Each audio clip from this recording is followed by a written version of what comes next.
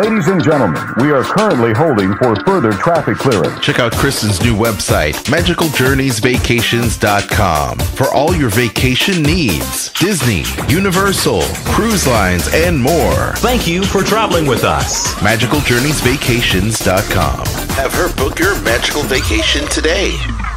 To a Weeby Geeks Network podcast. The Dining at Disney podcast. The Dining at Disney podcast. You know the thing about good food? It brings folks together from all walks of life. Your ultimate source for the wonderful world of dining at the Disneyland and Walt Disney World Resort. If you are what you eat, then I only want to eat the good stuff. Kristen and Bubba are your guides on this culinary adventure. People are going to line up for miles around just to get a taste of my food. Our food.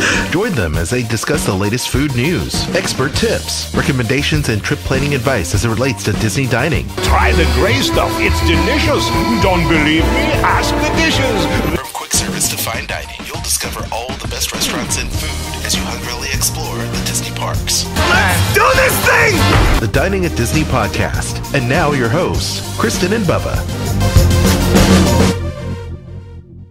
Welcome to another episode of the Dining at Disney podcast, your ultimate source for delicious discussion about dining at Disneyland and Walt Disney World.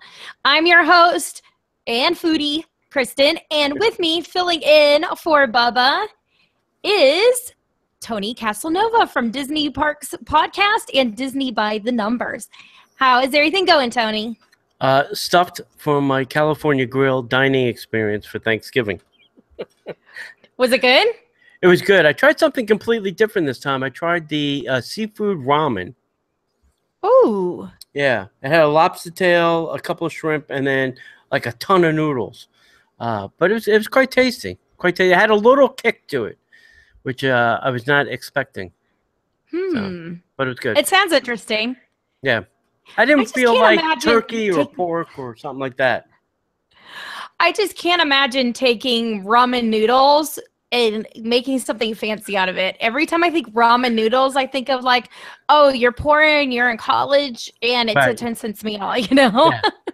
Yeah. This was not the cheap version of ramen noodles. No, I would imagine not. I think it was, I want to say it was $53. Wow. Yeah. Was it a big lobster tail? Yeah, it was a good size tail. And actually most of the noodles I didn't even eat. Sarah and John took them home. I said I just won't eat them, you know. I don't like cold noodles or heated up noodles. Weird thing in me, but the sushi was good. We had sushi as an appetizer and charcuterie and some dessert, so it was good. Sounds good. Yeah, and they didn't give us the love and shove, which I don't like. Where they try to get you through, in 10 minutes. The quick turning of the tables. Yeah. We had a guy that was, really like, we're locals. We want to hang out. It's like, yeah, fine. Yeah, so we tipped them. So. Which is always appreciated. Yeah, definitely. Well, today we're going to be discussing your experience checking out the new menu items for Plancha and PB&G over at Four Seasons Orlando. So let's get into that, Tony. So you got to try a lot of new menu items. A lot. I left this thing stuffed. I don't even think I had dinner that night. I think I was just so full of Four Seasons food. But you and me, I think we are on the same page. But it's just really a great place to go. And they have, I think, something, a little bit price range for everybody. There's the cheaper stuff, which we went to Plancha and PB&G, which has new items. They're not really the overpriced, like Kappa Steakhouse. You can get a pretty good sized meal and leave full. Unfortunately, these two are not always open for dinner, which I keep telling them every time I see them. Open for dinner, and I would go. I would go to Plancha, and I would go to PB&G. I'm surprised, especially like PB&G with its location, that they don't do something more often for dinner, because that's a really nice view that you have there, and it's relaxing. It's one of those things that you can go in your shorts and t-shirt and enjoy a nice meal, and when the weather is nice in the evening and the sun is gone, you're not cooking to death sitting outside. Right. And that's what I said. I said, all right, I probably won't come during the summer because it's just too hot and muggy. But I will come during the winter. And I mean, you have all the heaters. I don't mind, sitting outside with, a sweatshirt jacket on, having dinner if I have to. First of all, I'm not a person that gets cold very quickly. So for me, it doesn't matter. But I guess other people it does. And then Plancha is inside. There's no reason Plancha shouldn't be open for dinner, I believe. I'm not saying it has to be open until 10 o'clock at night, but at least 7 or 8, I think. Because there are a lot of times I'm driving through and I'm like, oh, you know what? I really don't feel like going to Ravello, but I would go to Plancha and have like a quick bite. And but they close it for us. So anyway, let's talk about. All right, so where do you want to start? PB&G or Plancha? Let's start with Plancha. Okay. So Plancha, think kind of Cubanish food when you go to Plancha. It is part of their golf course, Tranquillo, I believe is the name of it. And they just had a chef change there. They have a new chef, Christian Mandarano, and he's kind of changed up the menu a little bit. And this is their fall menu. So new soup and salad. They have a... Gosh, how do you say that, Kristen?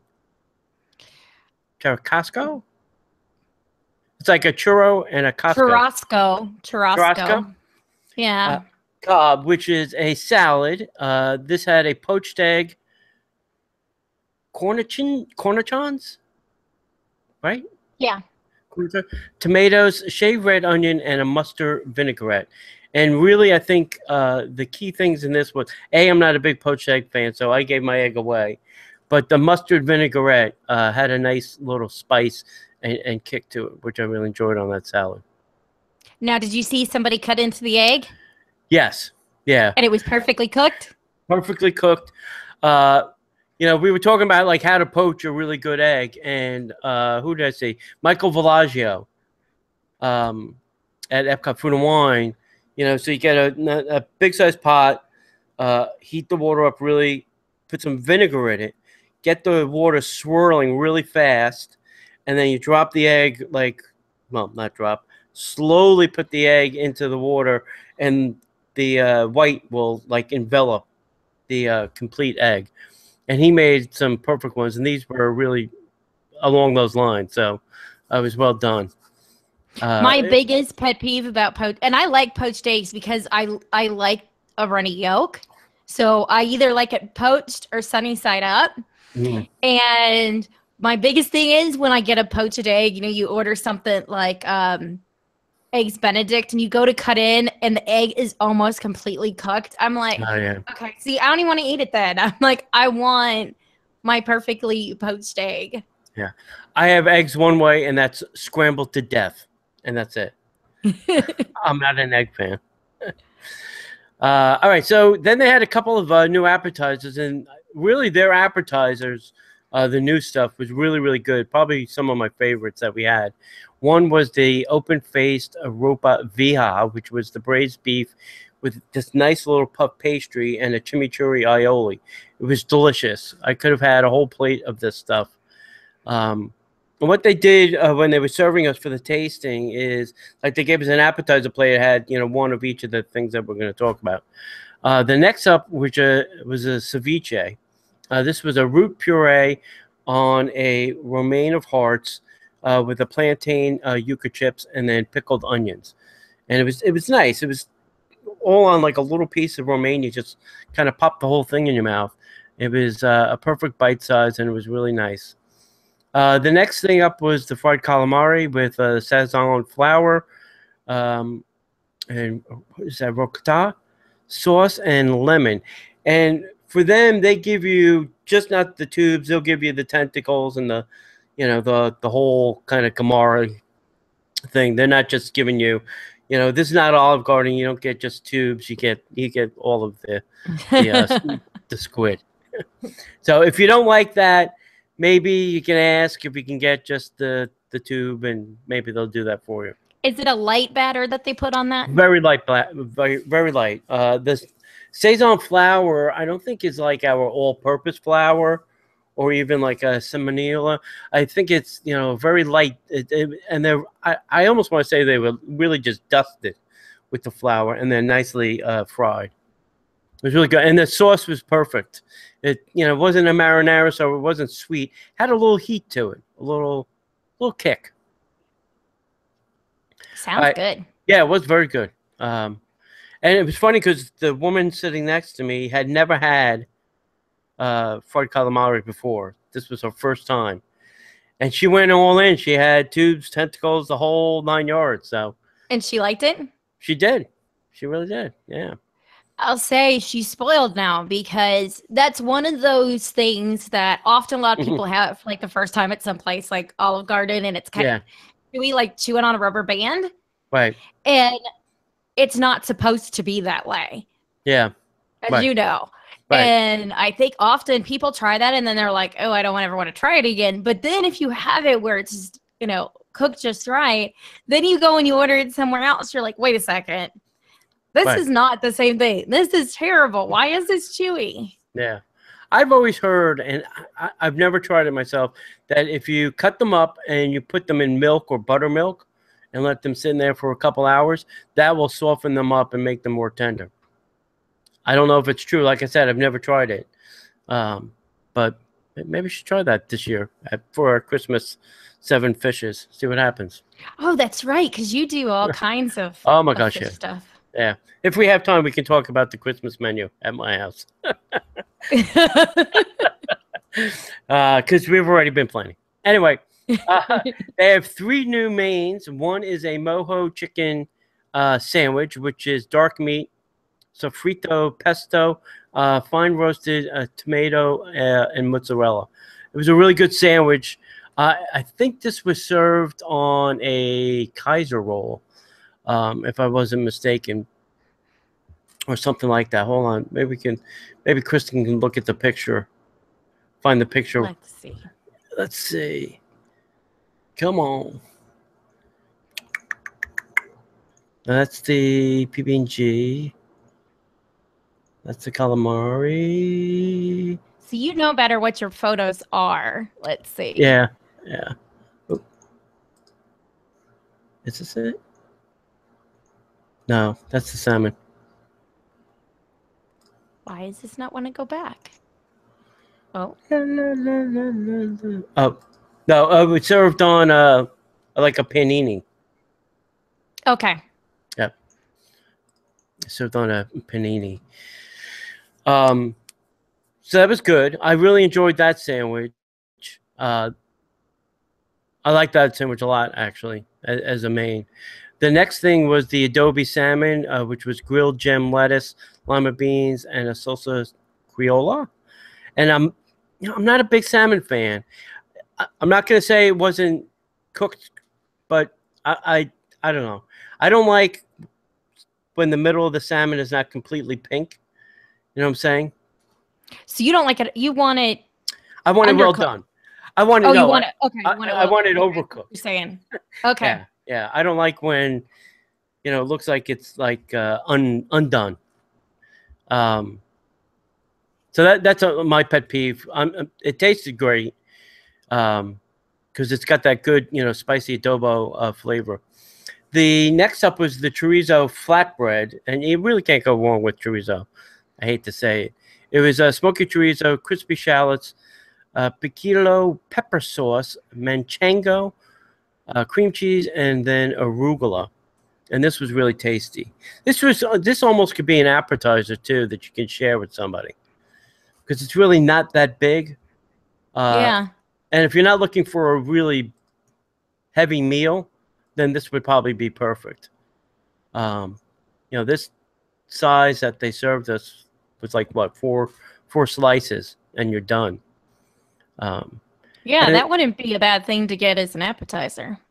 Yeah, and it's a nice. It's not almost a pizza dough. It's almost like a puff pastry dough they're serving it on, which was very different. Yeah. Yeah, quite tasty. So that's all the new stuff at Plancha. Also, I should mention one of my favorite things to get there is the guacamole. It's made fresh. They don't make big batches of it and then scoop it on a plate for you. You're really getting what I consider pretty good fresh guacamole. They don't do a table side, and it comes with non-chips. What was the other thing too? Oh, the tuna tartare. I've had that there before, and that's pretty damn delicious. And don't forget, they're all famous. El Cubano is still staying on the menu, and I love that sandwich. It's delicious. And then the plancha burger, which is chorizo and beef burger, which is very good. I like the combination of blended meats for burgers. I think it adds Yes. a complexity to the burger, but you also get it also can be a juicier burger because you have two different fats that you're putting together.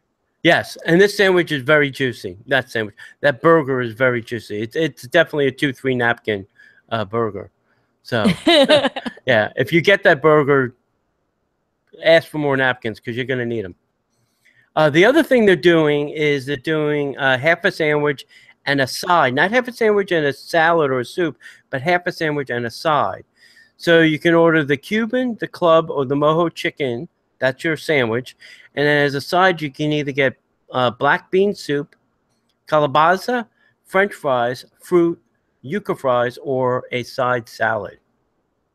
So that's something Nice. that they're You have more options that way. Yeah, and for $15, that's a pretty good deal. I think it's a pretty good deal for lunch. And you got to remember, this is on the golf course, so a lot of people are looking for a lighter lunch, because they probably have another 9 holes of golf to go through. So they're just looking for something to, grab and go, and a lot of this fits into that. So. Yeah, because you don't want something too heavy if you're going to be back out in the hot sun. Yeah, exactly. So, all right, you want to head over to PB&G? Yes, let's head over there. All right, PB&G is PB&G stands for is Pool, Bar, and Grill, and this sits right next to their large family pool in a lazy river. So, the intent of this restaurant originally was a smokehouse, and they had the chef that used to be there had this pretty interesting menu. There was 2 sides of this smoke. One was called treason, and one was called homage. And so it was all traditional smoke, and then the other side was all kind of crazy stuff that he did with smoke. And now I think people have said that they don't like that, a large beef brisket or something fun. They're looking for something lighter because they're swimming, they're by the pool. So they've kind of completely redone this menu. And some of the new items, I think, reflect that, which we're going to talk about. But like I said, this is a good place to go for lunch. Even if you're not staying there, just swing by, pop into PB&G, or either pop into Plancha and grab a sandwich. So, all right, the new appetizers and salads at PB&G. One is the hit of probably this entire tasting, and it was soft baked pretzels with the maple mustard and beer cheese dip. I think if they allowed us, we would have drank these dips. They were that good. Really, there was not this. These went so quick, they were gone in seconds. Could you taste the maple? Yes, you can taste the maple. Yeah, that's good. I love maple. And they were, I'm gonna say, it's hard to describe. It's almost like pretzel bread. It had the pretzel outside, and it was very soft and doughy inside. It wasn't a very thick pretzel consistency on the inside. It had the pretzel crust, but it was kind of soft and doughy on the inside. and maybe also because they were still warm. They didn't have time to solidify on the plate because they were gone. But they were the hit of the party. Everybody ranted and raved about these things. Next up, we had a baby spinach salad. And I don't know why, but I'm kind of a sucker for a baby spinach salad. I just find it very tasteful if it's done correctly. I've even had like warm. If you ever had like a warm baby spinach salad, those are even better. This was, with like the bacon, like yes. the bacon dressing. Yeah. Yes. Yeah. Or even like definitely not healthy though. yeah, or like a walnut dressing. Have you ever had that, or like a walnut dressing? I have not. Oh, they're very good. This was served with red quinoa. I can get over the quinoa. I'm not a big quinoa fan. I know it's good for you. Roasted beets, spiced pecans, which were very good. That kind of had the kick. And then there was a citrus ginger vinaigrette. And you would think that citrus and ginger really don't go well together, but this was really a tasty dressing. I could have probably dipped my pretzel into this vinaigrette. It was that good. Now, did it have a strong ginger flavor, or was it just nicely balanced? Very nicely balanced. Because almost ginger can have some heat, on the back of your tongue. And it wasn't like that at all. It was really well done, very well balanced. So it was good. It was really good. I enjoyed that salad a lot. Next up, they had 3 new sandwiches. And the first one is a burger. They're calling it the American burger. It's just Roma tomato, butter lettuce, red onion, and then Colby Jack cheese. I just started buying butter lettuce because I like making a sandwich with butter lettuce. It's got a much softer texture. It's got a completely different taste than like iceberg or romaine. It's very nice and thin, and I think it really adds to the sandwiches, and it really added to this burger. I've also found that it seems to hold up better on a sandwich. It doesn't get as kind of wilty and funky looking. Yeah. Especially with the heat of a burger. It's not getting all, mushy and stuff. And the Colby Jack cheese is definitely something different. You could probably ask for something else if you're not a Colby Jack person, but I think you'll find that with the red onion and the Colby Jack, it really goes good together. Next up was the andouille sausage hoagie. This was another hit of the party. This is open-faced sweet roll with their own homemade Cajun ketchup and a pickled slaw. That's another thing that the Four Seasons does is, all their dressings and ketchup like this Cajun ketchup. I'm not saying all their ketchup, but the Cajun ketchup, which is served on a little side, is all made in-house. They don't, buy this stuff. How spicy was the Cajun ketchup? Not that spicy at all. It really didn't have, I would say almost no heat, but definitely some flavor. They didn't heat it up. It was just a good spicy taste, and it really worked well with the andouille sausage hoagie. I think the pickled slaw. I'm not a big fan of pickled things. That's me once again. I tasted it. It tasted fine. It didn't spit it across the room or anything, so that's always good. But it was good. It's good. Next up was I like pickled things. I am a fan of pickled things. Yeah, but I think that's a very like German thing. It could be. You have a lot. Yeah, I think it's because so much food is pickled in German stuff. I mean, everywhere you've got like pickled onions and pickled peppers, pickled cucumbers. Right. So I kind of think that's why I like pickled food. Yeah, it's not an Italian thing. We don't pickle anything. I don't think. I've never seen anything pickled. They say that's part of the reason there is so many people who have German heritage in the States is because pickled food kept away scurvy when they were trying to. Oh yeah, sure. Yeah, I can see that. So see, I could have been a pirate. Yeah, very matey. Next up was the rotisserie chicken panini. This was also a pretty big hit too, and I think it was a hit because of the brie cheese. There's brie cheese, winter pear, watercress, and then it was served on a whole grain bread and kind of paninied. And so kind of all the brie cheese kind of got in there and like was oozing out the ends. And I think that's what made this sandwich a hit. And it was almost, I want to say it was almost like a chicken salad kind of texture on the inside. You know, and once again, I think that was because of the cheese and the pear kind of, you know, made it really kind of. Was the pear crunchy? No, it was kind of soft and mushy in there, you know, because nice. it was paninied, you know, and squished down to an inch of its life. But it was good. It was a really good sandwich, and a lot of people were umming and ahhing about it. So it went over well. And then they have. I need to try that next time. Yeah, they have 3 new mains, and you know I don't see how sandwiches are not mains, but they're calling them mains. One was a gyro or gyro, however you want to say that. It was a style lamb. It was served on a garlic naan with a tomato cucumber salad and marinated onion. I liked it. You know, it's not your boardwalk gyro. It's kind of done in maybe a little different style with some different seasonings. But the sandwich was definitely tasty and enjoyable. I wish they had a chicken version. Yeah, I can see that.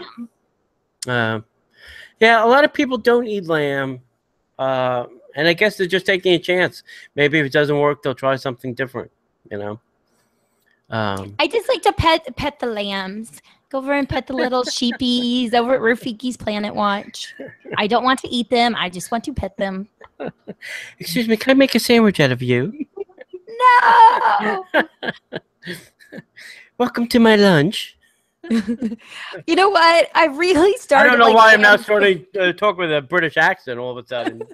After being in Italy, because when you drive through the Italian countryside, everywhere there are lambs and sheep, because they're like the lawnmowers for the country. Yeah, exactly. And they're so adorable.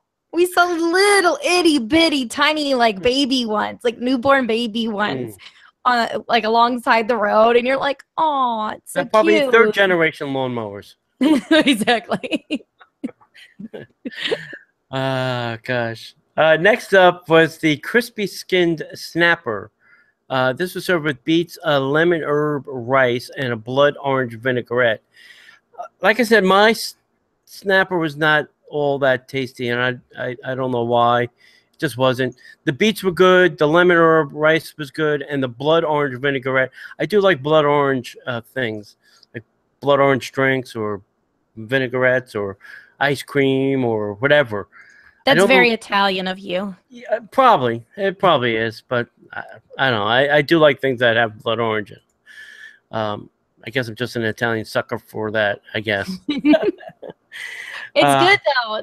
They are really good. That was something that I did get to enjoy in Italy. And you know, when you think of a blood orange, you don't realize that it's kind of like marbled inside.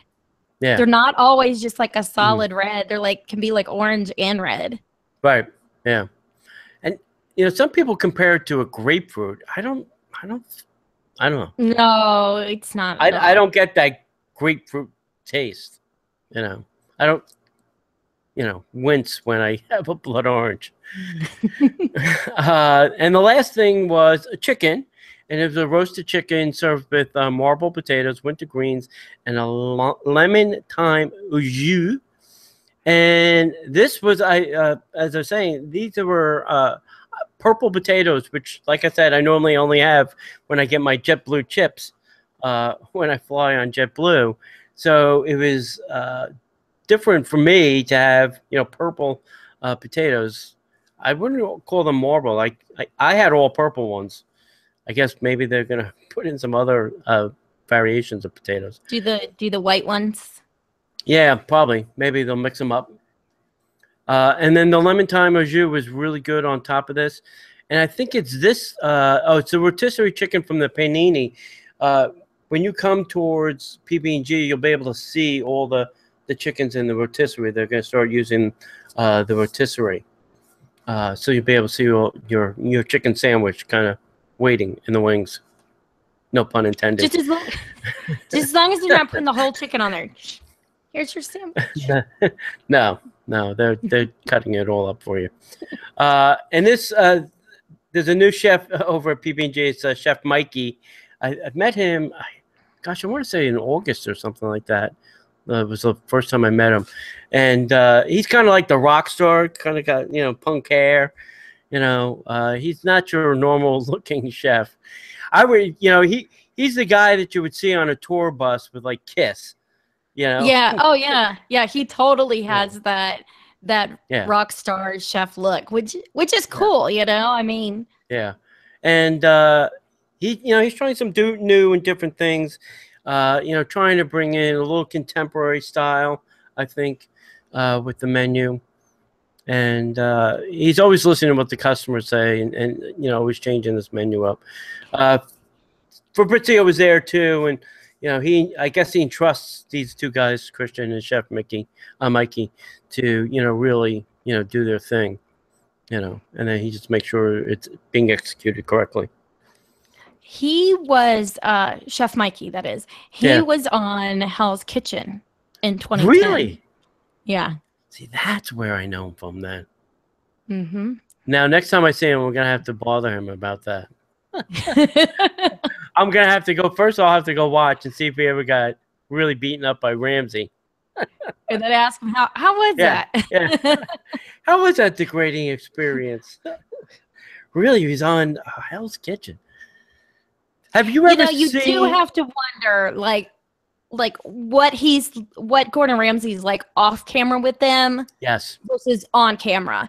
Because what people see on TV, there really is, when it comes to any reality TV show, there's certain things that they have been instructed to do, insert that kind of stuff.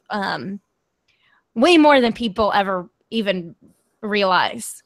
Yeah, there's I think a UK version of something like Hell's Kitchen, and that version there's hardly any screaming at all. Huh. Our US version, and he said this, I think it was on Jimmy Kimmel. Gordon Ramsay was on there, and he was saying that it's completely different. Like one version, he does no yelling. And for the US version, it's all yelling and screaming, and it's really overdone dramatic. And I'm like, why? Why can't we just get the nice version? Why do I have to hear you screaming and yelling? You cook like a donkey. I worked when I was in college. I waited tables in a restaurant, and the general manager was a mild version of Gordon Ramsay. Oh yeah, you would not dare to walk into the kitchen without your hands being. You always went in hands full in and out of that kitchen, because otherwise he was yelling at you. Wow. Oh yeah, his first name was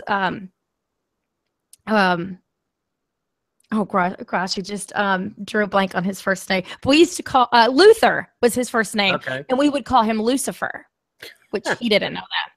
But yeah, he had earned the nickname Lucifer because he was crazy. Wow. He was crazy like that. But you know what? The kitchen ran smooth. The wait staff ran. I mean, the restaurant was awesome when he ran it, and it went down once he was replaced. So I mean, it worked in that situation to keep the restaurant at high standards. Yeah. Some people can, do that, rule with an iron fist and make it work. Most of the time, when you rule with an iron fist, it doesn't really work. People don't, not everybody responds to that kind of environment, so I guess it depends. Maybe in kitchens it's okay. Because my father, I remember in the restaurant, kind of, had a different way of talking in the kitchen than he did with the wait staff. In the kitchen, he'd scream and yell at them, and out in the wait staff, honey, you just have to serve it over there. And I don't know why I'm doing a British accent. My father's not British.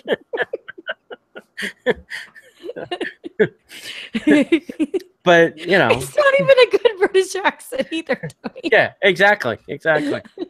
So You just want everybody to be British today. maybe because when you say I think it's a Newark airport. A lot of the Newark airport announcements are all done with a British voice, and I think it's just to keep you calm. It's okay, sir. Just step over there to the ticket line. Keep your bags with you, please. You know, that's the accent of Siri that Aljon uses. Oh, really? He has the British accent. I should do that. That is a great idea. I've always wanted to do mine like in German or Japanese or something. I wish they had the German one as an option. That'd be kind of cool. Yeah. Or Japanese, I think would be interesting. Yeah. Maybe I wouldn't know how to turn it back off. What is English now? Which one? Gosh. What was the other thing I was going to tell about? Oh, so we're hoping Kappa and Ravella will get their full menu soon because, hell, I'd like to go try some more food over there. So I'm hoping that happens soon. I think Fabrizio is working on something. And we should mention, too, that Fabrizio was in People magazine. That is just so cool. Yeah.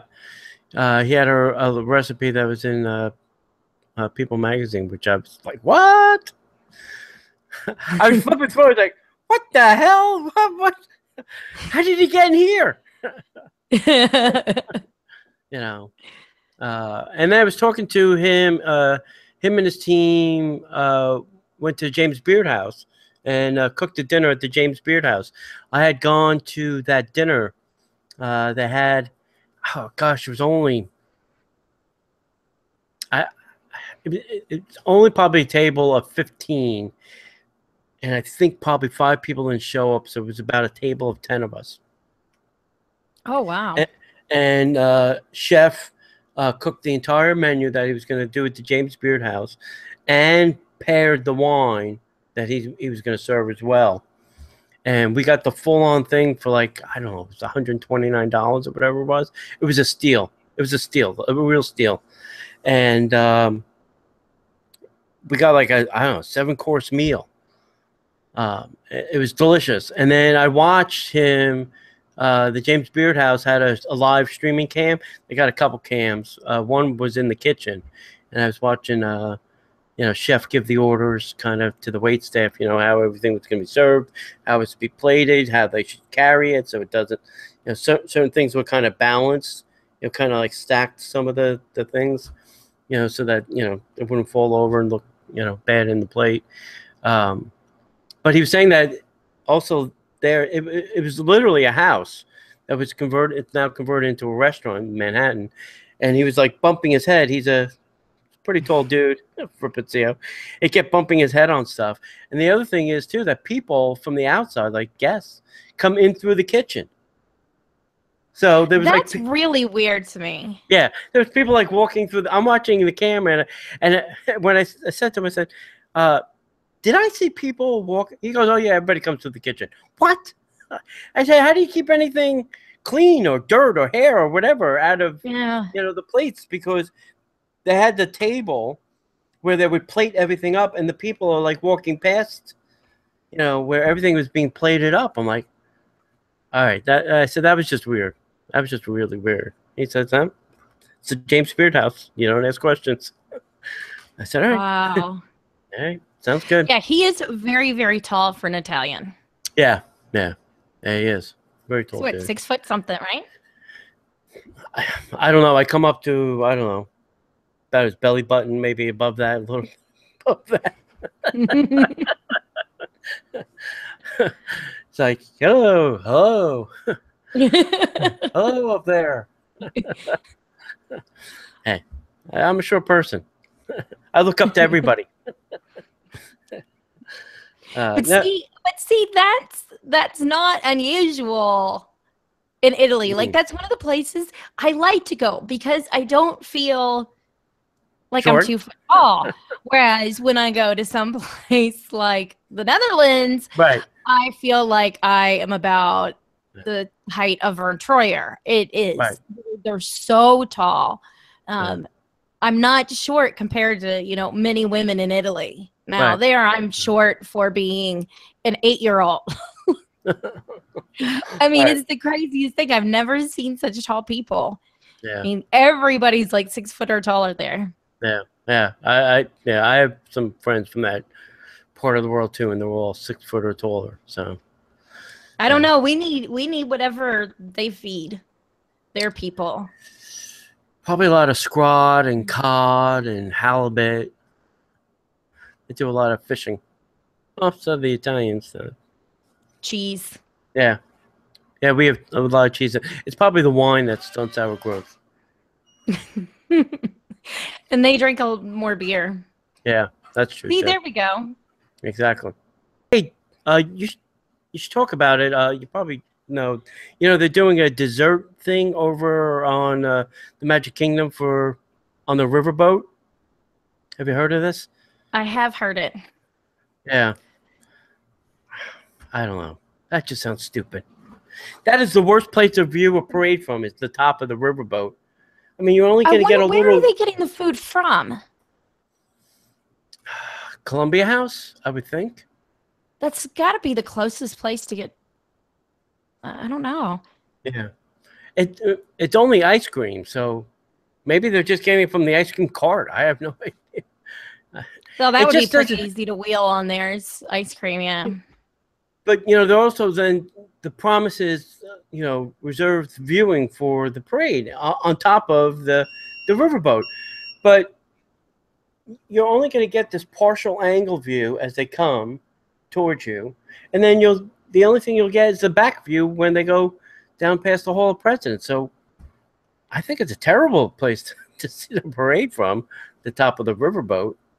I don't know. They're charging a lot of money for ice cream and reserved parade seating. That's all I have to say. Well, I guess that way, if you have little kids, then they definitely have a viewing place to see it from. True. So it seems awfully far away, though, from the parade route. Yeah, I think so. I don't think it's the best place to go see a parade. I wish they'd just put back the fast passes. That'd be fine. So.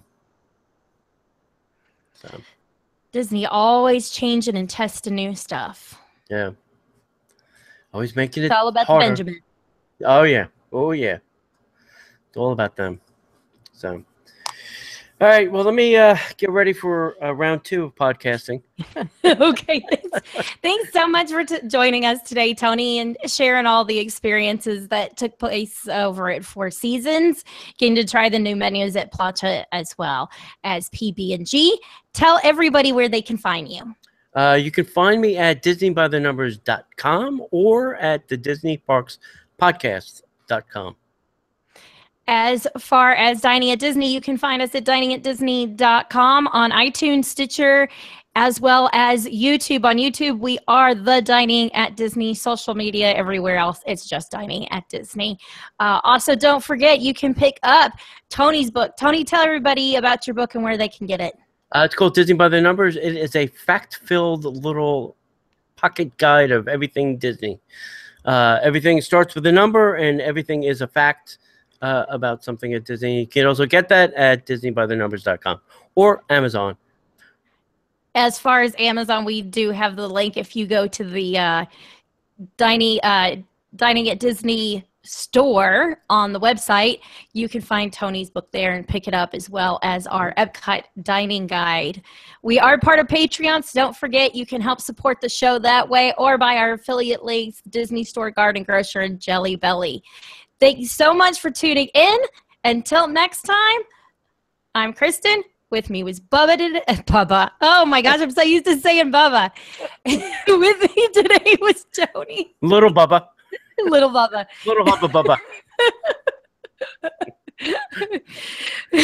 Thanks so much for listening, and bon appetit.